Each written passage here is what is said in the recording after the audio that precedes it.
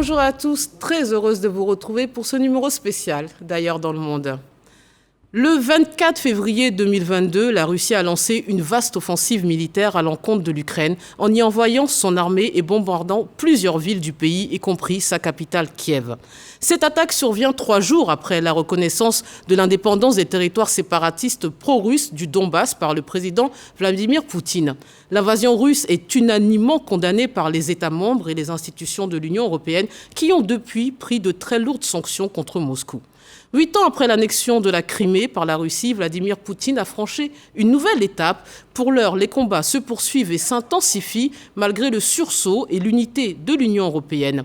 Alors quel est le rôle et quels sont les objectifs des Européens dans ce conflit qui perdure à l'est du vieux continent ? Pour en parler, je reçois l'ambassadeur de l'Union européenne en Côte d'Ivoire, Jost von Kirchmann. Bonjour et bienvenue. Bonjour Fatim, ça va ? Merci d'avoir accepté notre invitation. Alors, Excellence, le conflit se poursuit actuellement. Quels sont les derniers chiffres dont vous disposez ? Mais commençons déjà avec les gens qui sont en train de partir, parce que le narratif au départ, surtout de la Russie, était « mais on rentre et les gens vont applaudir » ou ils vont vouloir venir chez nous. Mais là, on est aujourd'hui à 2,3 millions de personnes qui ont déjà quitté l'Ukraine. Et on pense que ça peut aller entre 4 et 5 millions de personnes. À peu près 2 millions, donc la moitié de Kiev est partie, l'autre moitié est toujours là. Vous avez des centaines de morts, vous avez des milliers de blessés. Là, les chiffres, forcément, c'est très difficile. Et je vous donne juste un exemple. Hier, un hôpital pédiatrique a été bombardé. Le premier bilan était personne n'a été tué, blessé. Aujourd'hui, on a vu qu'il y a des enfants qui sont morts, des femmes enceintes qui sont mortes, des vingtaines de blessés. Donc ça change à l'heure, je dirais. Mais je crois, il faut voir, c'est catastrophique. C'est un pays en guerre au milieu de l'Europe. Et c'est extrêmement triste de voir la souffrance des gens. Alors, on parle beaucoup du rôle de l'OTAN dans ce conflit, mais pour certains, la guerre en Ukraine trouve son origine en septembre 2013, quand le président Viktor Yanukovych décide de se retirer unilatéralement d'un accord d'association avec l'Union européenne. Qu'en pensez-vous ? Selon eux, c'est un peu à cause de l'Europe. En fait, il faut dire, en 2008, on a commencé les négociations pour un accord d'association. Et donc l'Ukraine voulait absolument avoir un accord d'association parce qu'ils partagent les mêmes valeurs que l'Union européenne.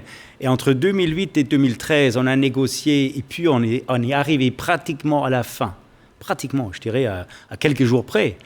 Et puis une volte-face du président à l'époque qui dit « je ne signe plus ». Ok, c'est son droit, mais nous, on n'a rien dit.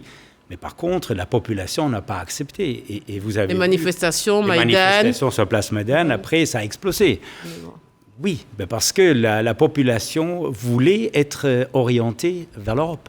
Et c'est les autorités russes, ukrainiennes, à l'époque, qui ont refusé d'aller au bout de cette logique. Je ne vais pas aller... pourquoi ça engage le président de l'époque. Mais c'était vraiment je dirais, l'accord était prêt pour la signature. Alors l'UE a vite fait preuve de solidarité sur ce conflit. La présidente de la Commission, Ursula von der Leyen, a annoncé une enveloppe de 500 millions d'euros provenant du budget de l'Union afin de faire face aux conséquences humanitaires de cette guerre.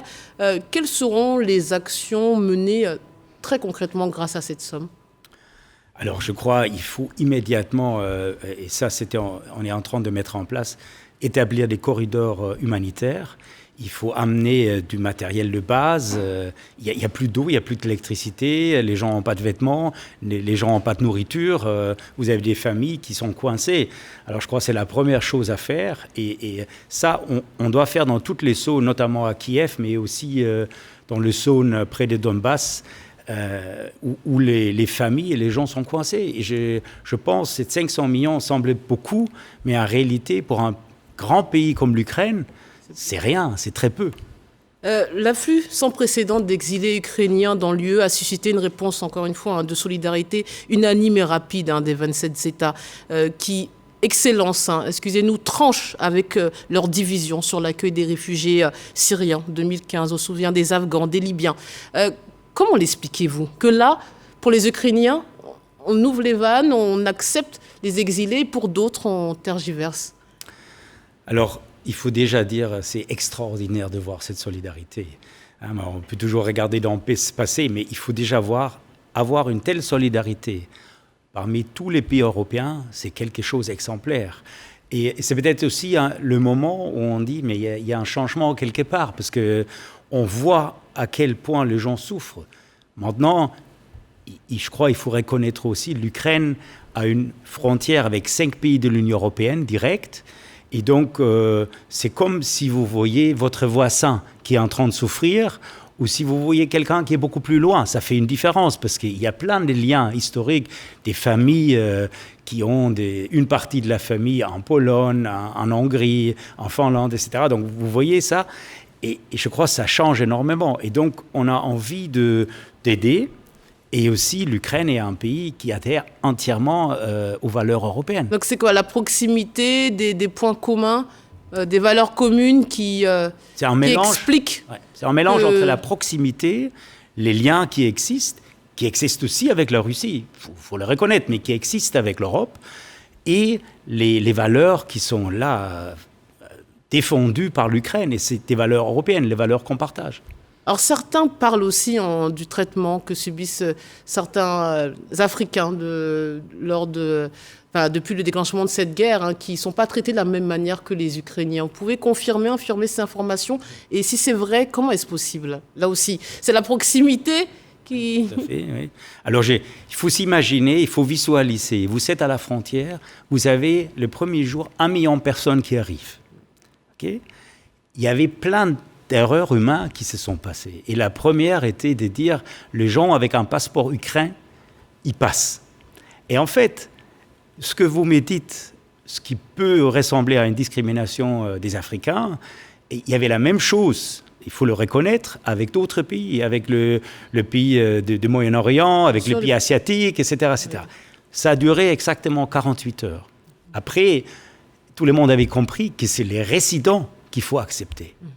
Est-ce qu'aujourd'hui, il y a encore une personne qui est restée là? Non.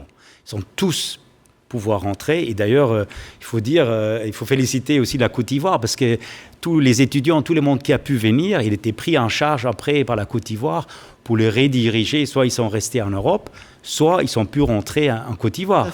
Mais aussi, l'Union européenne a activé une directive qui permet pas seulement aux gens de se réfugier en Europe, mais de pouvoir bénéficier de l'éducation, droits sociaux, etc. C'est quoi, la protection temporaire? Oui, c'est la directive sur la protection temporaire qui n'était jamais activée, oui, et qui donne plein de droits aux gens. Et je pense ça, au-delà de la solidarité extraordinaire, mais il faut reconnaître qu'il y avait des erreurs, mais c'est déréglé. Donc, ce n'est pas quelqu'un qui disait « non, on reste comme ça ».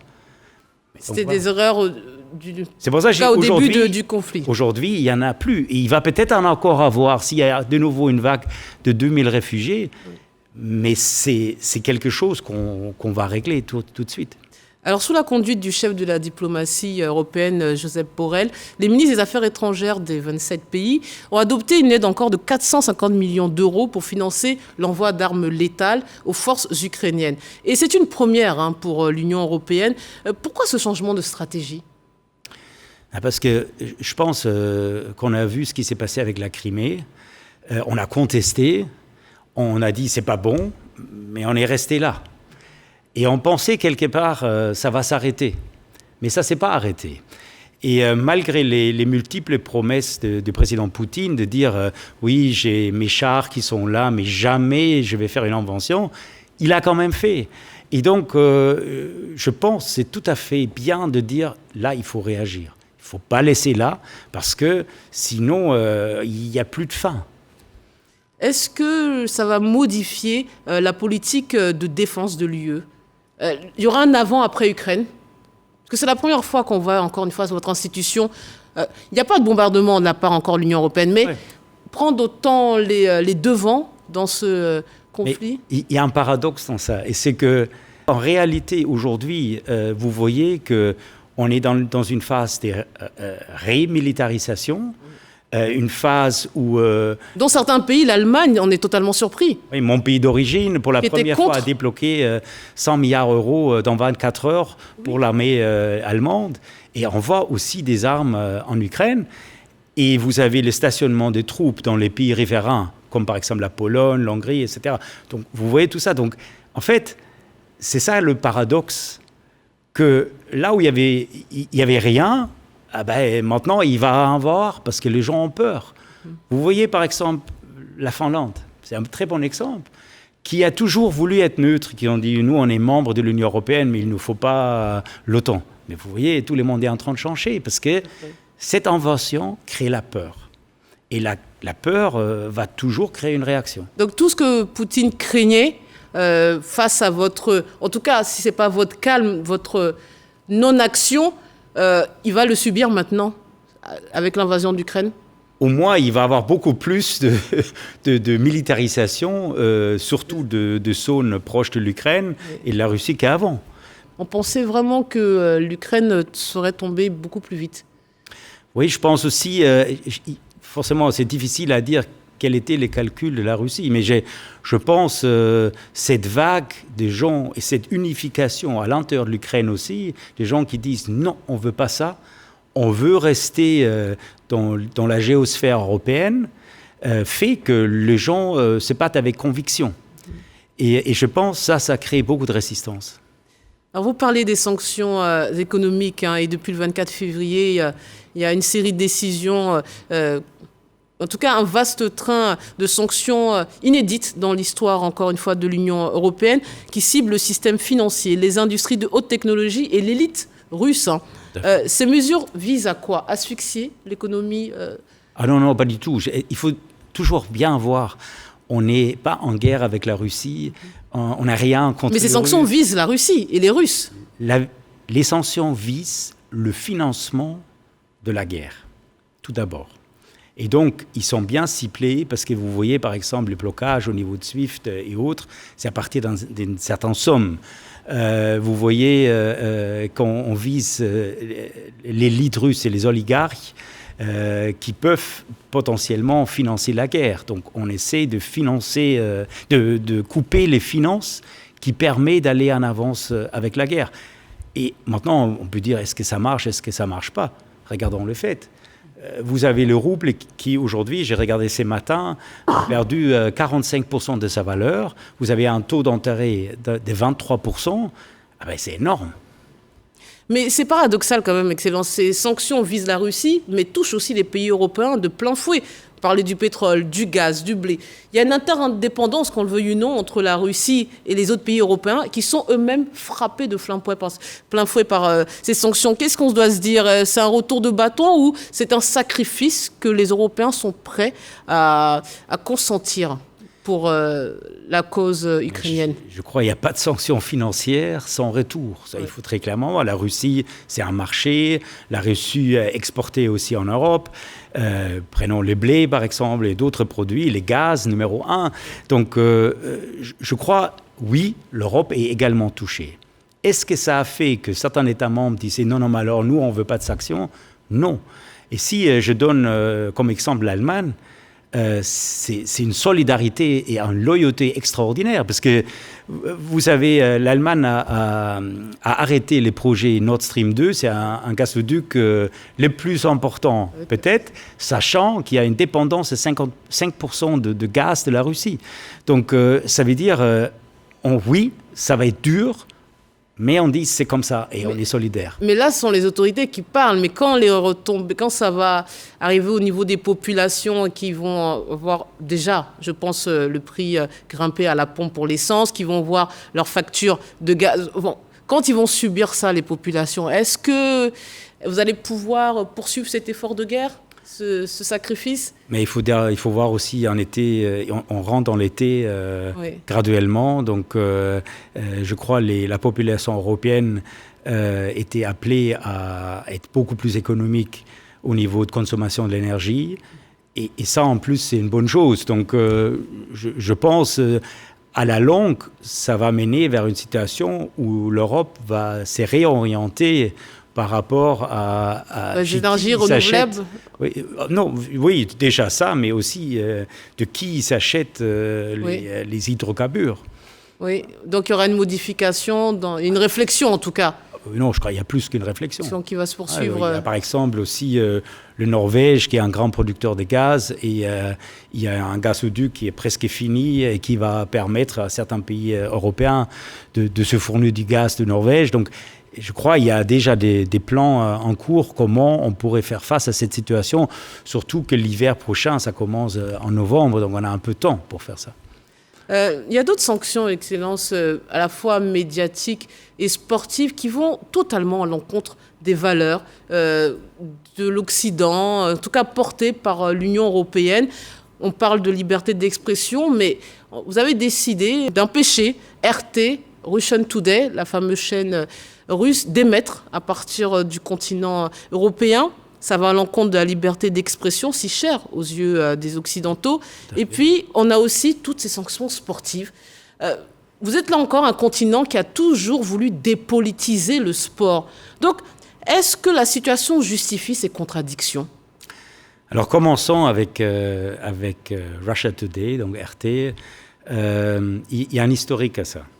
Je ne sais pas si vous savez, mais en 2021, RT a été interdit en Allemagne.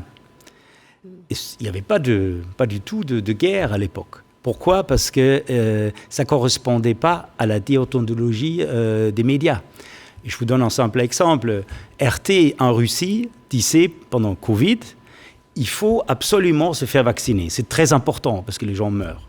Et le même RT en Europe diffusait, mais les vaccins, il y a des microchips, etc. Il ne faut surtout pas se vacciner. Donc, ça, si vous voulez, vous pouvez interpréter les données. Mais après, quand vous vous mettez vous-même en contradiction avec ce que vous dites, c'est la désinformation systémique. Et donc, l'Allemagne, à l'époque, disait, mais c'est une violation de plein de directives, etc. Donc, on l'interdit. Et c'est ça le problème. RT, pour nous, ce n'est pas un média russe qui a une opinion. D'ailleurs, vous pouvez aller sur l'Internet, vous trouvez toutes sortes d'opinions dans les médias européens qui sont peut-être très critiques avec l'Europe. Et c'est tout à fait permis. Mais regardez, mais en plus, RT a lancé une procédure judiciaire et c'est tout à fait légal. Mais regardez au même temps la Russie. Il n'y en a plus un seul média indépendant. Plus un seul. Il n'y a pas de recours contre ça. Donc ça doit peut-être nous interpeller aussi. Et concernant les mesures sportives, les mesures sportives, et je dois vous dire... en quoi les joueurs de foot, qu'est-ce que les joueurs de foot russes ont à voir avec Poutine ? L'Olympique, parce que il faut dire que il y a en fait une règle, je dirais globale, que pendant les Jeux Olympiques, on arrête tout conflit. Oui. Et il y a plusieurs pays qui disaient, mais alors ça doit s'arrêter pendant les Jeux Olympiques, sinon on ne participe pas. Ou alors, eux, ils ne participent pas. Et c'était ça à l'origine. Donc, c'était pour le comité des Jeux Olympiques une violation de l'accord, qu'il n'y a pas de conflit, où il n'y a pas de participants dans les Jeux Olympiques, où, en même temps, le gouvernement maintient un conflit contre d'autres joueurs. Et je crois que c'était ça. Et l'autre élément, c'était que certains sportifs ont utilisé leur présence et leur visibilité à des fins politiques. Vous avez vu qu'il y a certains athlètes qui mettaient un grand Z sur le t-shirt pour dire « nous, on est avec la Russie pour combattre l'Ukraine ». Je crois que le sport doit rester en dehors de cela. Oui, mais quand on prive, pour l'exemple de la FIFA ou d'autres, quand on prive des joueurs, des athlètes russes de haut niveau d'exercer juste leur sport et qui n'ont pas pris parti dans cette guerre, qui la subissent aussi peut-être, c'est pas injuste ? Mais comme je vous ai dit, partiellement, surtout pour les Jeux Olympiques, c'était le fait qu'il y a dans l'accord il y a un accord de dire mais les participants qui s'opposent dans les conflits ne participent pas. Donc, je crois qu'il faut les dire comme ça. Après, je pense le sport, c'est fantastique. Oui. C'est quelque chose qui peut unir les gens plutôt. Mais malheureusement, de nouveau, ça a été utilisé récemment à des fins de propagande et des politiques. Alors, j'aimerais qu'on s'intéresse un peu à la version russe. Je vous disais tout à l'heure par rapport à l'origine, mais aussi le cas de l'Ukraine. L'Ukraine ne fait pas encore partie de l'Union européenne. Mais actuellement, au moment où nous enregistrons cette émission, le dossier de l'Ukraine revient sur la table. Ils ont refait récemment une demande en bonne et due forme pour intégrer l'Union européenne officiellement. Et en même temps, ils parlent aussi du non-respect des accords de Minsk. Qu'est-ce que répondez-vous aux Russes quand ils vous disent que finalement vous faites tout pour attirer l'Ukraine vers l'Europe occidentale au détriment de l'Europe orientale, de la Russie, et que vous ne respectez pas les accords qui ont été signés en 2000? Cette discussion ressemble un peu comme s'il y avait deux parents, l'Europe et la Russie, et un enfant qui est l'Ukraine, et on dit cet enfant est à moi, non à moi, etc. Mais ce n'est pas comme ça. On vit dans un monde où on a des pays qui sont souverains et qui peuvent très bien décider pour eux-mêmes. Donc cet enfant-là, il a 35 ans, il n'a pas un an. Et donc, l'Ukraine peut faire son choix, comme d'ailleurs ils sont fait avant 2007, de dire, mais nous, on est avec la Russie et ça nous arrange. Est-ce que ça a fait l'Union européenne envahir l'Ukraine? Non. Et donc, la même Ukraine aujourd'hui a fait un choix de dire, mais nous, on est attachés aux valeurs européennes. L'architecture aussi bien de l'OTAN que l'Union européenne est une architecture ouverte, c'est-à-dire quelqu'un peut demander et dire « nous, on veut ça, on ne veut pas ça ». Mais c'est leur choix. C'est ni le choix de la Russie, ni le choix de l'Union européenne. Et on ne va jamais pousser un pays, on ne va jamais mettre sous pression un pays pour qu'il s'adhère à l'Union européenne. Après, c'est un processus qui est très longue, parce que après, sans rentrer trop en détail, un pays, pour devenir membre de l'Union européenne, doit avoir toute la législation en place, les financements, etc. etc. Donc, il y a une évaluation de piliers, de finances. Mais avec la crise actuelle, est-ce que vous n'allez pas alléger les procédures? Est-ce que l'Europe, honnêtement, envisage d'intégrer l'Ukraine? En 2000, comme je dis, c'est en 2008, on a commencé à négocier un accord à la demande de l'Ukraine, un accord d'association qui n'était pas signé parce que le président à l'époque ukrainien ne voulait pas. Changer à la dernière minute. Bon, je crois ça c'est la première étape et ça reste de l'actualité. Ça veut dire ce qu'on a déjà, un marché qui est beaucoup plus intégré. Pas un marché intérieur complet, mais un marché avec un échange qui se renforce, etc. C'est les premières étapes. Maintenant, de là jusqu'à une adhésion totale dans un État membre, c'est plus complexe. C'est plausible? C'est comme l'impression que ça pourrait être vécu, là, pour le coup, aussi comme de la provocation par le camp russe. Et c'est ça que je veux sortir de cette logique. Parce que je trouve, si un pays se décide d'une manière ou d'une autre, comment ça peut être une provocation? C'est l'autonomie d'un pays, c'est la souveraineté d'un pays. Mais tout comme, vous avez donné le bon exemple, on a l'impression que l'Ukraine est infantilisée parce que quand on parle aux Russes, ils vont dire la même chose. Si l'Ukraine s'approche de vous, ils le vivent mal. Et si l'Ukraine va du côté russe, vous n'aurez aucune réaction? On ne l'a pas fait avant. On n'avait aucune réaction. Et jamais on va envahir un pays. L'alliance de l'OTAN est une alliance défensive. Elle n'est pas équipée pour attaquer. Et on n'a jamais fait une guerre de conquête. Donc ici, il faut voir la Russie en train d'envahir un pays pour l'occuper après. Alors justement, quelle sera l'issue de ce conflit, Excellence? On nous parle de Troisième Guerre mondiale, de guerre nucléaire. Où peut-on espérer une désescalade? Alors, je crois que vous voyez aujourd'hui très bien aussi les limites. Je vous donne deux exemples. Le président ukrainien a demandé une zone d'exclusion aérienne. Il a dit il faut absolument l'avoir. L'OTAN n'était pas d'accord avec cela. Il a également demandé la livraison des avions MiG-29 de la Pologne, etc. Les avions ne sont pas arrivés. Pourquoi? Pourquoi ça? Au même temps où on fait plein de sanctions, on livre des armes, etc. Parce que avec ces mesures-là, on rentre directement dans une confrontation l'OTAN-Russie. Et donc, ça, potentiellement, pourrait déclencher une troisième guerre mondiale.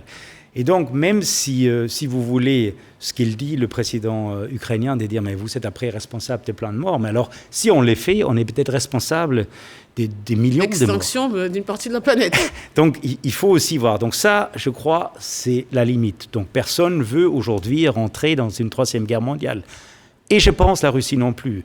Parce que la livraison des armes des Occidentaux, et notamment de tous les 27 pays de l'Europe, pourrait être très bien aussi interprétée par le président Poutine comme mais vous avez pris parti, comme il a dit avant, vous allez voir les conséquences. Mais il ne réagit pas à ça non plus. Donc je crois il y a une entente tacite de dire ça c'est la limite. D'accord. Maintenant, de là, il faut voir la détermination certainement du président russe de dire je vais très loin, mais aussi la détermination extraordinaire de l'Union européenne de dire mais nous on ne va pas lâcher et on va laisser les sanctions en place. Et quand vous voyez ce que le président russe fait actuellement, c'est-à-dire il invite la diaspora de renvoyer l'argent, etc., vous voyez que ça commence à faire mal. Hein? Mais donc, est-ce qu'on va aussi jouer encore un peu sur la diplomatie ? Ou ça va être tout sanction, là ? Ah non. On joue, je crois, justement, de ne pas escalader le conflit, c'est aussi parce qu'on veut le dialogue. Et quand vous voyez le président Macron continuer à parler, tout à l'heure, il y avait un entretien président Macron, chancelier Scholz, avec président Poutine. Je crois les dialogues continuent de tous les côtés, parce que c'est important aussi. Ce n'est pas simplement parce qu'on va trouver une solution tout de suite, mais aussi entendre l'autre et voir sa version, c'est important. Le raisonner, tenter de raisonner le président Poutine à travers la diplomatie. Je crois que tout le monde essaie d'arriver à une fin de conflit. Et je pense, plus que ça dure, plus que la Russie voudrait peut-être aussi arriver à une fin, parce que vous avez des pertes extraordinaires des côtés de Russie. Et pas que le côté russe et ni européen.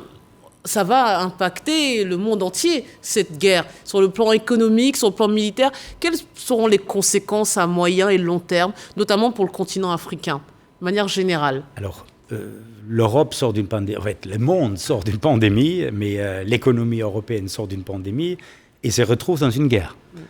Ça coûte très cher. Donc, vous allez, à mon avis, déjà avoir une perte énorme au niveau d'économie. En plus, vous avez vu la mobilisation de l'argent. Vous avez parlé tout à l'heure de l'Allemagne. 100 milliards d'euros en 2022. Ça, c'est exactement le budget que l'Union européenne a pour tout le monde pour le développement. Donc, vous voyez un peu cette somme-là, dans une phase où il n'y a pas de crise, aurait pu être utilisée à des fins de développement, partenariat, soutenir d'autres pays. C'est triste de voir ça. Je ne vous cache pas, ça me fait très très mal, mais on va voir ça. Au même temps, il va y avoir des matières primaires, comme le blé par exemple, qui va flamber. On a déjà vu le pétrole, le gaz a flambé, mais ça a retombé parce qu'on a vu que finalement, ça continue à fonctionner. C'est un peu retombé, mais ça reste des risques. Et je pense sur le continent africain, c'est ça l'impact. Vous avez des troupes aussi bien de la Russie comme Wagner. Une partie de Wagner au Mali est partie en Ukraine. Hein, vous avez les soldats européens qui Takuba. Voilà, Takuba, qui vont être redéployés à la frontière pour... Donc, concrètement, l'Union européenne va concentrer, on le comprend logiquement, ses moyens financiers, militaires sur le sol européen, dans les semaines, les mois, voire les années à venir. Surtout côté frontière russe. Parce que, si je reviens au départ, si cette invasion a créé une chose, c'est la peur. Oui. La peur de gens. Et donc, ça veut dire il faut calmer ces jeux-là déjà à l'intérieur de l'Union européenne. Il ne faut pas que les gens aient peur tout le temps. Et avant, ce n'était pas comme ça. Avant, on vivait avec la Russie, je dirais, peut-être pas toujours une parfaite amitié, mais il y avait plein d'échanges. Il y avait une phase après la guerre froide où on travaillait parfaitement ensemble militairement et ce n'était plus de question de diriger les armes nucléaires les uns sur les autres. Et donc, tout cet argent-là a pu aller dans d'autres choses, à réduire la pauvreté dans le monde. Et là, malheureusement... on voit quand même une rémilitarisation qui est nécessaire parce que les gens ont peur. Et qui assure les pays riverains, l'Estonie et autres, que demain, ça ne sera pas eux. Ouais. Hein? Donc, on comprend bien, l'Union européenne va faire face à son destin, avec ce conflit, notamment après une crise sanitaire, comme vous l'avez dit. Et on entend bien que l'Afrique va certainement en pâtir. Et peut-être que nous aussi, c'est une aubaine pour qu'on prenne nos responsabilités et qu'on sache un peu se débrouiller tout seul et pas en sollicitant régulièrement nos partenaires historiques. Et aussi, je pense, il y a une prise de conscience. Je trouvais extraordinaire, la Côte d'Ivoire s'est clairement positionnée. Et ça montre aussi que, peut-être dans une phase de crise mondiale, oui, on se replie sur les valeurs.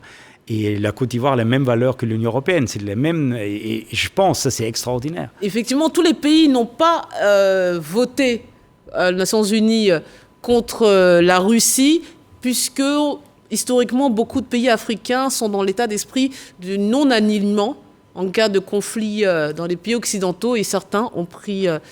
le Sénégal a été resté neutre, et la Côte d'Ivoire a voté pour... Oui, mais la grande majorité des pays africains ont voté bien pour. Sûr. Il y a 141 pays qui ont voté pour, contre 5 contre. Donc c'est énorme. Hein. Quand vous avez 189 pays au monde, c'est énorme. Ça sera le mot de la fin. Excellence, merci d'être venu dans nos locaux et d'avoir répondu à toutes nos questions. Merci beaucoup. Merci. Merci à vous de nous avoir suivis. Restez sur RT1. Bonne suite des programmes.